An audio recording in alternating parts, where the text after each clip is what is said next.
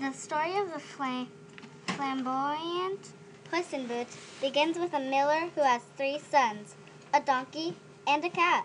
When the miller dies, the youngest son, who inherits the cat, soon learns that the feline is cleverer than he looks. The cat, who is able to talk like a human, persuades the miller's son to buy him a pair of boots, a hat, and a bag. After strapping on his new attire, the cat then sets off to capture animals in the forest and presents his bounty to the king in the name of a mysterious count. One day, the king and his beautiful daughter go on a carriage ride along the river. Knowing this, the cat instructs his master to jump naked into the river. When the king's carriage draws near, the cat tells the king that his master, the count, who is actually the miller's son, has been robbed.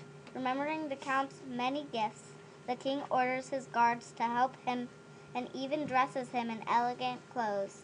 Meanwhile, the cat runs off ahead to the villagers working on the farms to tell them that if the king asks them about the owner of the lands, they should answer that it is the count.